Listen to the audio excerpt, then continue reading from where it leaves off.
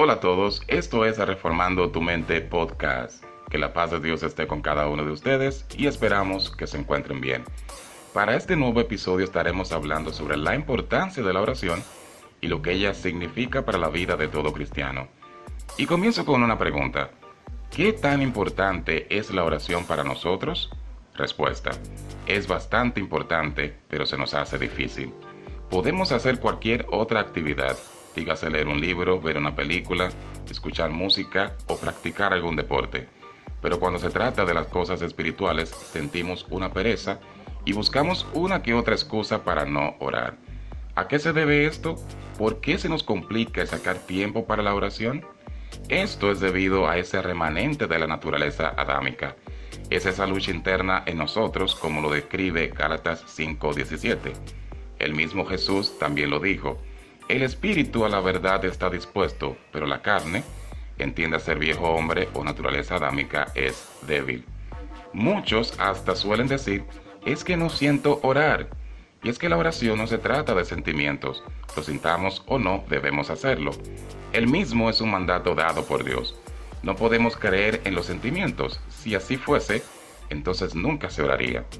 La oración en nosotros debe ser como la comida, es decir, a veces sentimos la necesidad de comer y comemos, y a veces no sentimos esa necesidad y de igual forma comemos. Incluso comemos 3 veces al día. ¿Por qué no hacer esto con la oración? Ahora bien, alguien pudiese preguntar, ¿y para qué debemos orar o por qué debemos orar?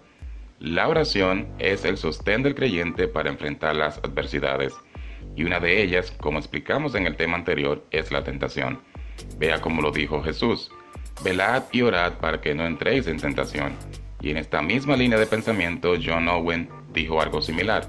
Si no permanecemos en la oración, vamos a permanecer en la tentación. Es decir, que la oración es necesaria para el cristiano en todo momento. También oramos para que la oración nos cambie a nosotros. No oramos para cambiar la voluntad de Dios. Cuando vamos en oración no vamos con una larga lista de peticiones, y en esto no me malinterprete, pero se hace monótono que solo hagamos de la oración algo así como un monólogo vano y solo vamos ante Dios cuando necesitamos algo de Él. De igual forma, oramos por dirección, por sabiduría, oramos por fortaleza, que se haga la voluntad de Dios en nosotros y que nuestro carácter se moldee más y más al de Él. También oramos para confesar nuestros pecados, y esta es una parte vital de la oración. En este punto vea lo que dice Proverbios 28:13. El que encubre sus pecados no prosperará, mas el que lo confiesa y se aparta alcanzará misericordia. En este mismo orden les comparto lo que dijo Robert Charles Sproul en su libro sobre la oración. Dice, la idea misma de una persona intentando orar mientras abriga algún pecado, mientras se aferra a un pecado que no está dispuesto a rendir al señorío de Cristo, arroja una oscura sombra de duda sobre la validez de su condición de hijo. Otra posible pregunta referente a la oración es, ¿cómo se debe orar? Algo de lo que Jesús se preocupó fue el de enseñarle a sus discípulos cómo orar. Esto lo vemos de parte de ellos cuando le dicen, enséñanos a orar. Lo primero que el maestro le dice es que no oren como los hipócritas, pues a ellos les encantaba que los vean orando. Y aquí explico lo siguiente, nadie tiene que saber si oras, ni el de tampoco querer impresionar a los demás que oraste 14 horas. ¿Qué conseguirías con hacer eso? Quien debe saber tu itinerario de oración es Dios, no la gente que te rodea. Lo siguiente que Jesús le enseñó a sus discípulos fue la oración modelo o el Padre Nuestro. Esto fue una guía para que ellos vieran la manera de cómo debían de orar. Esto Jesús no lo enseñó para ser repetido.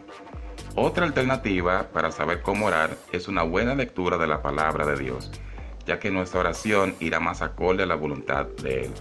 He escuchado decir que los salmos son una buena opción para orar.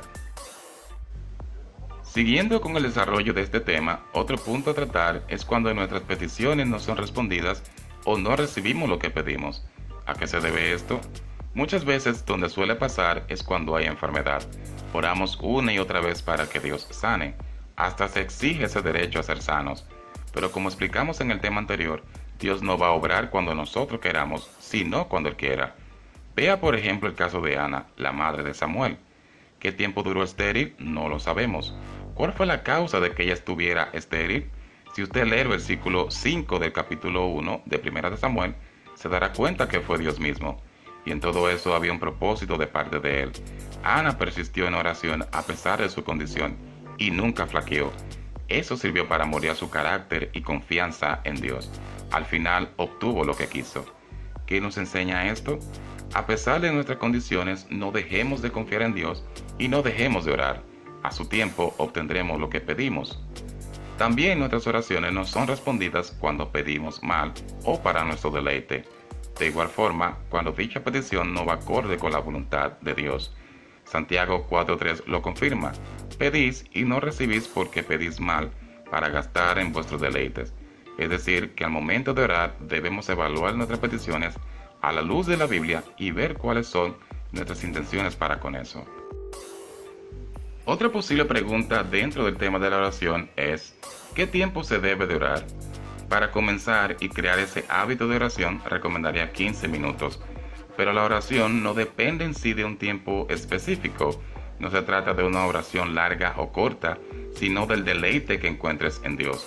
Algo que también recomendaría es evitar las distracciones. Veo como positivo el orar en las mañanas, no porque sea algo místico o que Dios responda a esa hora, sino que así se tendrá más quietud. Habiendo explicado todo esto, podemos decir que la oración debe ser una de las prioridades en la vida de todo cristiano y que no podemos vivir sin ella. Nada mejor para la iglesia que tener hombres y mujeres de oración. Hagamos de ella nuestro estilo de vida. Espero que este tema haya sido de bendición y edificación para todos ustedes. Recuerden seguirnos en nuestras redes sociales, Facebook, Instagram y YouTube. Búsquennos como Reformando tu Mente Podcast. Hasta una próxima entrega.